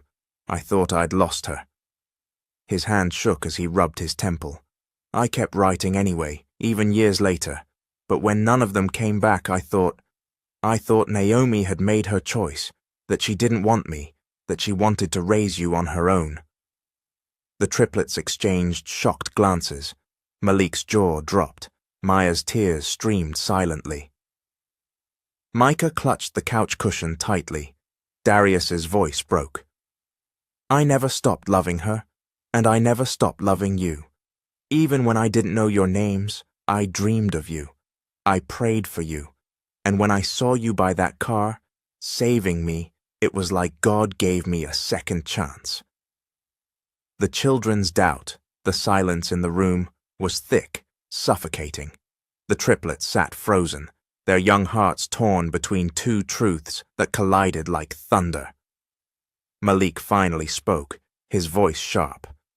Mama said you stormed out, that you shouted at her, that you left her crying and never came back. Darius's face twisted with pain. I never stormed out. I begged her father for permission to marry her. I begged him to let me stay. She never knew. She never heard what he did. And by the time I tried to reach her again, it was too late. But, Maya whispered, clutching the photograph, if that's true, why didn't you fight harder? Why didn't you come back sooner? Darius's eyes filled with tears. Because I thought she didn't want me, and I was a coward. I let my shame keep me away. I thought if I showed up years later, she'd slam the door in my face, and maybe I was right. The children's breaths shook. They didn't know what to believe. Their mother's tears, their father's desperation, both felt real, both felt broken. Micah whispered, "So, who's telling the truth?" Darius's eyes met his. Sometimes the truth isn't clean. Sometimes it's pieces, hers, mine, yours. And somewhere in between is what really happened. Darius leaned forward, his voice raw. "I don't want to take you from your mama. I don't want to hurt her. But I need you to know. I never stopped trying. I never stopped loving her. And I will never stop fighting to be in your lives now." Malik's chest tightened. Maya sobbed softly. Micah whispered, We just want a family." Darius's tears fell freely. He reached out, his hand trembling, resting lightly on the coffee table between them. "Then let me be part of it. Even if your mama hates me, even if the world gossips, you're my children, and I will never disappear again." The room pulsed with silence. The children sat, hearts pounding, torn between two parents and two truths that didn't fit. Finally, Malik whispered, "Mama's never gonna forgive you." Darius nodded slowly, his tears glistening. "Maybe not, but I'll never stop trying." The sound of footsteps echoed in the hallway. The triplets froze. Darius looked toward the door, his chest tightening. It opened slowly. Naomi stood there, her eyes locked on the children, then on Darius. Her face was pale, her body trembling with fury and heartbreak. "You took them from me," she whispered, her voice shaking. "You had no right." The children gasped. The storm had finally arrived. Naomi stood in the doorway, frozen, her body trembling like a string pulled too tight. The triplets stared at her, hearts pounding, their small bodies pressed against each other on the couch. Darius sat still in his chair, his cane leaning against the wall, his eyes locked on Naomi with the weight of 7 lost years between them. Her voice cracked the silence like a whip. "What are you doing here?" she demanded, her voice raw and ragged.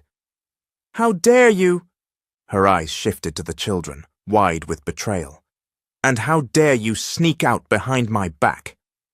"Mama," Malik began, but she cut him off with a sharp wave of her hand. "Not one word," Naomi snapped. Her chest rose and fell, her anger battling against the hurt swelling in her eyes. "You had no right, none of you." Darius pushed himself to his feet slowly, his body still weak but his voice steady. "Naomi, don't take this out on them. They just wanted the truth, something we've both been running from." Naomi's head snapped toward him, her eyes blazing. "Don't you dare speak to me about the truth. You don't know the first thing about it." Darius stepped forward, leaning slightly on his cane. "Then tell me why you let my children grow up thinking I abandoned them. Tell me why you burned my letters, why you shut me out." Naomi's lips trembled, her fists clenched at her sides. "Because you did abandon us. You left me the night I needed you most. You stormed out. You left me to carry the weight alone." "I never left," Darius's voice thundered, shaking the room. His chest heaved as he ripped open his shirt collar, revealing the pale scar across his shoulder. "Your father did this. Your father put a gun to my chest and told me if I didn't disappear, he'd kill me. And you, and our child. You think I walked away? I was chased away." The children gasped, their eyes wide.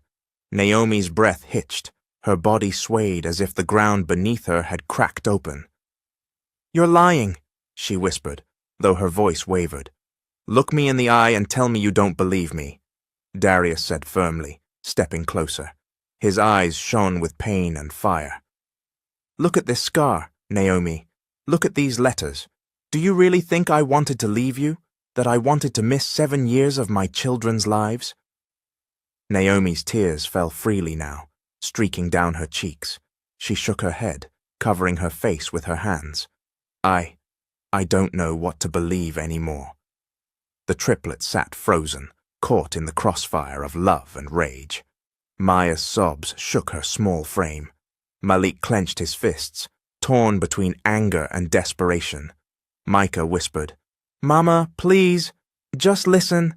Naomi dropped her hands, her face streaked with tears, her voice trembling. "You don't understand. I was so angry, so broken. When the letters came, I couldn't bear to read them. I ripped them up, every word. I told myself you were gone because it was easier to hate you than to wonder if you still loved me." Her voice cracked. "And maybe Daddy. Maybe he did hide them from me. Maybe he lied, but I lied too, to myself, to my babies, because the truth hurt too much." Darius's face softened, but his voice remained steady. "Naomi, I get it. You were scared. You were young, but you can't keep hiding behind that fear. Not anymore. Not when our children deserve the truth." The room pulsed with silence. Naomi's tears fell harder as she looked at the triplets, their faces pale, their eyes wide, their hearts breaking under the weight of secrets they never asked for. "I thought I was protecting you," she whispered. "But I see now. I was only protecting myself." The doorbell rang before sunrise. Naomi jolted awake on the couch, a blanket falling from her shoulders. The triplets stirred on the floor around her, 3 small bodies that had cried themselves to sleep after Darius's ultimatum.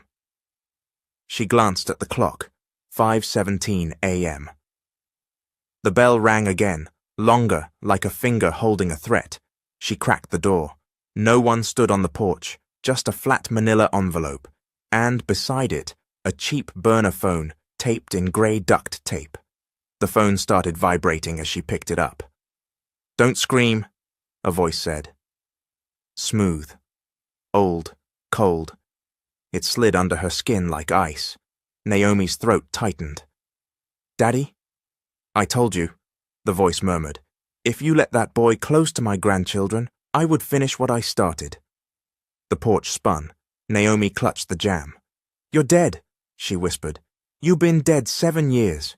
He chuckled softly. "Paper says a lot of things, baby girl. Paper's easy." The line clicked. Dead. Only the morning birds dared to speak after him. Hands shaking, Naomi ripped open the envelope. Inside, a photocopy of Ezekiel Wallace's death certificate, the same one they buried their grief beneath, and 3 glossy surveillance photos dated last week. In each one, her father, alive, stepped out of a black sedan.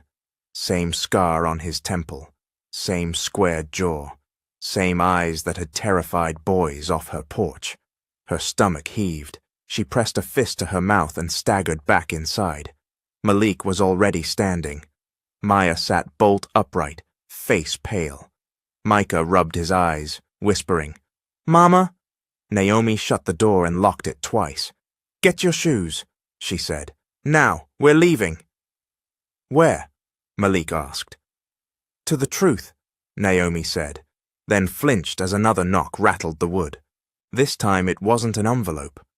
A woman in a blazer stood on the porch with a tablet and a clipped smile. "Ms. Wallace, I'm Teresa Bryant with Child and Family Services. We received an anonymous complaint, concerns about supervision, exposure to conflict, possible neglect." Naomi's blood ran cold. "Anonymous? From who?" The woman's smile never touched her eyes. "You can tell me inside." An hour later, after cupboards were opened and questions sharpened, and the children's beds counted, and the fridge inspected, Ms. Bryant slid a card onto the table and left a promise. "We'll be back within 72 hours. Naomi stood alone in the kitchen, fists braced against the counter, heart pounding so hard it hurt. He was alive, he was watching, and now he was coming for her children the way he had come for her life. The back door clicked. Auntie Rochelle stepped in, keys jangling, reading Naomi's face before a word was said. "What happened?"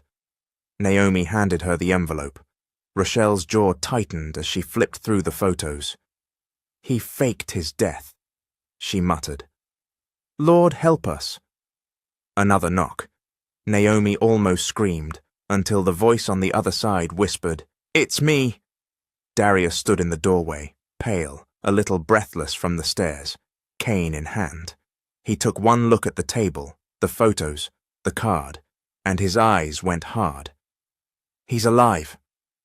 "He called me," Naomi said, voice shaking. "This morning." Darius closed the door and locked it, then turned to Rochelle. "We need a plan, now." "First plan," Rochelle said, tapping the burner. "Stop letting him choose the battlefield." Naomi swallowed. "Darius, he sent social services. He'll paint me as unfit. He'll take them."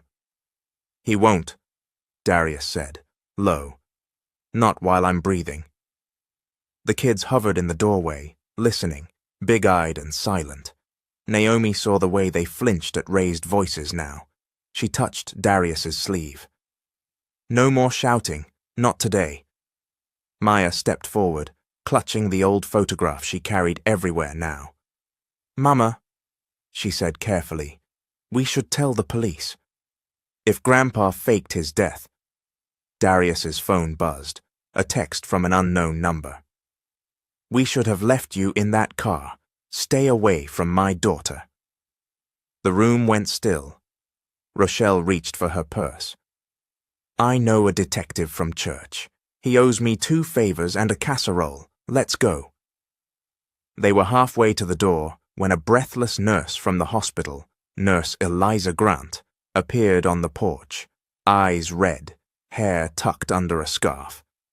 She gripped a folded piece of paper like it might bite her. "I shouldn't be here," she whispered, glancing over her shoulder. "Someone paid me last week to call a number the moment Mr. King woke up. Said it was family, gave me cash. I took it, but it didn't feel right. Then I saw the news about the assembly, and last night a man came to my building, this same man in these photos." She pointed at Ezekiel's face with a trembling finger. "He said if I talked to anyone, I'd lose my job." Darius stepped closer. "What did he want?" "Updates, your room number, when the kids visited." She swallowed. "And I pulled something from your medical file. No one looked at because of the trauma scans." She unfolded the sheet. "Your brake line didn't fail. The caliper bolts were loosened. The mechanic found tool marks. That crash wasn't an accident." Naomi's knees wobbled. The envelope, the call, child services, now this.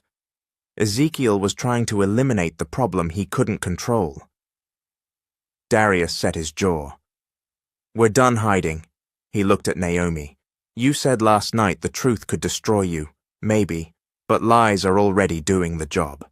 She looked at her children, at Malik's fire, Maya's fear, Micah's trembling hope, and something inside her aligned. She nodded once. "We tell everything. To the police, to Ms. Bryant, to the kids. Today." "Good," Rochelle said, "because I already texted Detective Harmon. He's 2 blocks away." They gave statements at the station, the phone call, the photos, the break report, the years of letters. Harmon listened like a man tying threads into a noose. "Wallace has friends," he warned quietly. "He did before he died, and some of them wear suits. But fake death and attempted homicide change the arithmetic. I'll open a case. You keep those kids glued to your hip." On their way out, a uniformed officer approached with a sealed envelope. "Lab rush," he said. "Paternity test. Family court had it expedited because of the anonymous petition." He glanced at the triplets and softened. "Good luck." Naomi's breath snagged. Darius's hand hovered near hers, without touching. Rochelle took the envelope. "Y'all want me to?" Naomi nodded, eyes on her children. Rochelle cracked the seal and slid out the paper. She read once, blinked, read again. "What?" Malik demanded. Rochelle looked up, voice steady. "Darius King is the biological father of Malik, Maya, and Micah." The breath left the room. Maya's hands flew to her mouth. Micah sobbed and laughed at the same time. Malik's chin tilted high, like a lion who finally knew his blood. Darius's shoulders shook. He covered his face with both hands, and tried, and failed, to keep from crying. Naomi reached for him before she could stop herself. He didn't move. He didn't breathe. He just let the truth wash him clean. Detective Harmon cleared his throat. That test gives you standing. If Wallace makes a custody play, it won't be a simple snatch, but you should expect noise. Men like him don't go quiet. They stepped into the afternoon sun, feeling lighter and more endangered at once. At home, Naomi taped the paternity result beside the children's school photos on the fridge like a shield hung on a wall. "We tell Ms. Bryant ourselves," she said. "We get ahead of it." By dusk, the living room glowed with lamplight and exhaustion. The triplets crowded the couch, worn out but wired. Darius sat on the edge of the coffee table, facing them, cane angled like a tent pole holding up the day. "I promised you the whole story," he said softly. "So did your mama. We'll tell it together." Naomi nodded, hands threaded in her lap. "Your grandfather, he's not the man I believed he was. He hurt us. He's still trying, but he won't win, not this time." They started from the beginning, 2 versions braided into one. Laughter and library dates, the pregnancy, the gun, the letters, the empty mailbox, the pride that hardened into silence on both sides. The kids didn't move. They barely blinked. Halfway through, a car idled outside. A silhouette paused across the street, outlined in street lamp gold. Darius rose, peering through the curtain. The sedan rolled forward, slow, deliberate, windows dark as a closed casket. Naomi felt the old terror reach for her throat and let it pass. She turned to her children instead. "We tell the truth. We choose each other." She looked at Darius. "Tomorrow we go to court for a protective order. We call Ms. Bryant. We show her everything." The sedan disappeared around the corner. The house exhaled. Later, when the triplets finally drifted off, Naomi stood at the sink with Darius, rinsing cups in a quiet that felt almost brave. "I'm scared," she said. "I am too," he answered. "Don't leave," she whispered before she could swallow it back. "I won't," he said, and meant it. He reached to turn off the lamp. The moment the room went dark, the burner phone on the table lit up blue and began to ring. It rang and rang until Naomi answered. "I told you," the voice said, silk over steel. "You keep choosing that boy, and I will take from you what you love most." "What do you want?" Naomi whispered. He laughed softly. "What I always wanted." Control the line clicked dead again. Naomi put the phone down like laying a snake back in its box. She turned to Darius. Her fear had burned down to embers that gave off heat. "Tomorrow," she said, "we stop running."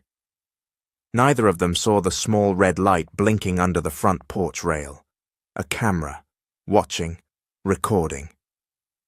Across the street, Ezekiel Wallace, very much alive, tapped a screen and smiled into the dark. "Tomorrow," he murmured, "let's give them a show." The courthouse steps seethed with murmurs and morning heat. News vans idled at the curb. Somebody had tipped them off. The headline would write itself. "Local grandfather returns from the dead. Family seeks protection." Naomi tightened her grip on Micah's hand, while Malik scanned the crowd like a sentry, and Maya clutched the paternity results in a plastic sleeve against her chest. Rochelle flanked them like a general in bright lipstick. Darius climbed carefully, each step measured, jaw set. Detective Harmon met them halfway, suit rumpled, face alert. "2 deputies inside," he said quietly. "Stay close." They had almost reached the doors when the black sedan slid to the curb, with the slow confidence of a king arriving late to his own coronation. A tall man stepped out, suit sharp enough to cut, smile thin, eyes amused. Ezekiel Wallace looked like a ghost that had learned to talk. The crowd gasped, cameras clicked like popping corn. He lifted his hands in a mock benediction, My baby girl, he said, voice amplified by attention alone. I knew you'd drag us to the stage instead of handling family business at home. Naomi didn't move. You're not family, she said. Not anymore. He laughed. Paper says otherwise. He lifted a leather folder and slid out ancient documents, the notarized guardianship he had bullied from a terrified 21-year-old Naomi when the triplets were preemies in incubators. I've kept your secrets a long time, girl. Now I'll keep your children safe from that man. Darius stepped forward, fire in his eyes. Harmon's hand pressed his shoulder down. Let counsel handle it, the detective murmured. Counsel? Ezekiel teased. You think I came unarmed? He nodded to a silver-haired attorney at his elbow. You see, while y'all were rehearsing your little reunion, I filed an emergency motion. Unfit environment, violence at school, public disturbance at an assembly, very messy. And as for Mr. King, he smiled. I invited an old friend from downtown to take a closer look at your past. A second man peeled from the crowd, a detective in a different shade of blue, badge glinting like a coin tossed in a well. He held a paper up for Harmon. Bench warrant, he said smoothly. Old assault complaint, unopened, now revived by a new witness. Name says D. King. The world tilted. Naomi felt the steps lurch beneath her. Darius's face went still, rage and disbelief cracking across it. This is fabricated, he said, voice steady by force. I've never... Ezekiel's smile widened. City records are a beautiful thing when you know where to dig. Harmon scanned the warrant. His jaw worked. We'll contest this, he said, eyes on Darius. Don't run. Running makes men look guilty. Daddy, Naomi said, each syllable a nail. You faked your death. You put a gun on my child's father. You tried to kill him last week. We have proof. Proof? Ezekiel lifted his hands to the cameras. Or stories told by a woman who always loved the wrong men? Rochelle barked a laugh that wasn't funny. We got more than stories, Ezekiel. She yanked a thumb drive from her purse and waved it like a flag. Hospital staff payroll deposit from a shell company you own. Footage from the parking garage showing your driver under Darius's SUV the night before the crash. Brake dust on his cuffs, blessings and receipts. The silver-haired lawyer's smile faltered for the first time. A murmur swelled. Reporters leaned forward. Harmon arched an eyebrow. If your friend has evidence, Mr. Wallace, I suggest you brief counsel in chambers instead of ambushing your family on these steps. Ezekiel's gaze flicked to the triplets, the way Malik had stepped instinctively in front of his sisters, the way Maya held her paper like a shield, the way Micah's lip trembled, but his chin stayed up. For the briefest moment, something like surprise flickered in his eyes. Then it was gone. He turned, voice soft and intimate, meant only for Naomi, despite the crowd. A woman without a father is a house without a roof, he said. Let me fix what I broke, and we can make this all go away. No, Naomi said. I'm done living under a roof that leaks poison. They went inside. The hearing room was small and packed. The paternity results slid across the judge's bench. The CPS card. The photo of Ezekiel alive, the break report, the letters, Rochelle's thumb drive, Harmon's memo. Every page of the last 7 years stacked into a tower of paper taller than the truth had ever been allowed to grow. Ezekiel's lawyer tried charm, then derision, then doubt.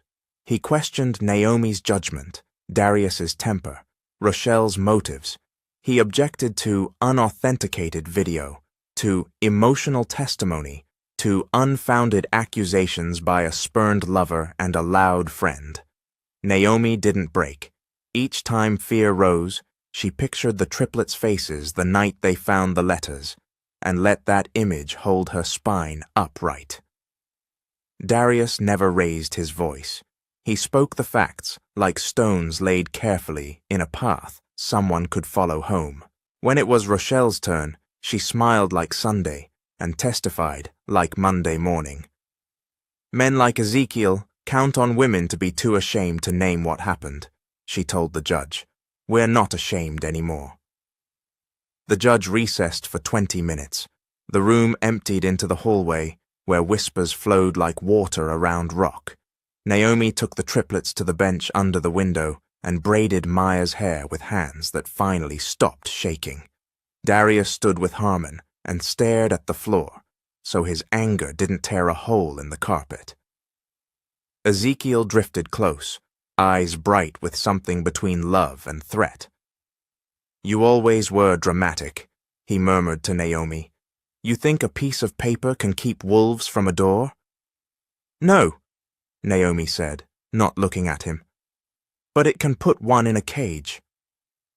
The bailiff called them back. The judge read from the bench in a voice even and spare. Temporary protective order granted. Mr. Wallace will have no contact with Miss Wallace, Mr. King, or the children pending investigation. Court finds good cause to refer an attempted homicide inquiry to the district attorney. Child and Family Services to close the anonymous complaint unless credible evidence arises. The bench warrant in State v. King is stayed pending a probable cause review. Naomi closed her eyes. Darius's hand found the back of the bench behind the children. It didn't touch them, but it was there, a bridge waiting for permission. Ezekiel didn't move. Only his jaw muscle pulsed. Then slowly, he smiled again, as if the judge had merely postponed a show he planned to headline later. Outside, the sky had deepened to late afternoon. Reporters sprayed questions like hoses. Rochelle fielded them with an arm around Maya's shoulders and a glare that made microphones wilt. Harmon walked Darius to the curb and spoke low. Stay off the radar for 48 hours while we move on the driver and the shell company. If Wallace is smart, he'll hole up. If he's proud, he'll make a mistake. Proud men always do. They reached the family car. Naomi buckled Micah in. Malik slid in, stone-faced. Maya smoothed the plastic sleeve over the paternity result like a talisman. That's when the second squad car rolled up behind them, and a different pair of uniforms climbed out, eyes a little too bright, hands a little too ready. Mr. King, one called, casual as a dare. Harmon stepped forward. They don't have jurisdiction on my scene. The taller officer lifted a paper. New warrant, different judge. His mouth tugged sideways. No stay. Rochelle swore under her breath. Naomi's vision tunneled. Darius went very still. This is a stunt, Harmon snapped. Maybe, the officer said, but we follow paper. Naomi moved before anyone could stop her. She stepped between Darius and the officers, one hand on his chest, the other on the car. Her voice shook but didn't crack. He's not running. He came to court. He gave a statement. He saved a man's life and he saved mine. You take him gentle, because my children are watching. The shorter officer glanced through the window. 3 little faces stared back, one furious, one crying, one praying without sound. Something softened. He nodded. Hands in front, he said quietly to Darius. Harmon leaned in, voice like flint. I'll have you out within hours. Darius swallowed. He looked at the triplets, then at Naomi. Trust me, he said. This is the last shadow he can throw. They cuffed him in front. Cameras flashed. The taller officer recited words that sounded like static. Ezekiel watched from across the street. Tie loosened, smile returned, like a man who just saw a chess piece slide exactly where he'd nudged the board. As the squad car door closed, Malik lunged for it. Daddy! The word ripped out of him, raw and new. The door swallowed the sound. Naomi gathered all 3 children in her arms on the curb, while Rochelle planted herself between them and the cameras, like a wall with lipstick. Harmon barked into his phone, already moving, already cutting a path. Across the street, Ezekiel pressed the burner to his ear and spoke to someone they couldn't see. "Phase 2, he said softly. "Let's see how much truth they really want." The squad car pulled away. Naomi stood in the exhaust, holding her babies, the paternity paper crinkling under Maya's fist. She lifted her chin and looked straight at Ezekiel, the man who had once taught her fear like a language, and didn't blink. "This ends with you," she mouthed. He tipped an invisible hat and slid into his sedan. Sirens faded. The street exhaled. Naomi kissed each child's head, then straightened. "We go to the station," she said to Harmon. "We wait. We don't leave him again." They piled into Rochelle's car. As Rochelle pulled away, the dash camera's little red light winked on. In the rear view, the courthouse steps shrank, but the fight grew larger than any building could hold. Season 1 closed on a picture that would burn itself into the city's feeds by nightfall. A black woman walking into a precinct with her 3 children, hand in hand, chin up, carrying a folder that said truth in 100 stamped ways, and a whisper in her chest that promised war. Behind them, on a rooftop, a man in a suit watched with binoculars and smiled like a king wearing a paper crown. He was already sweating in it. "Here comes the end of the story. If I was able to make your day comment, Mr. Hope you made my day.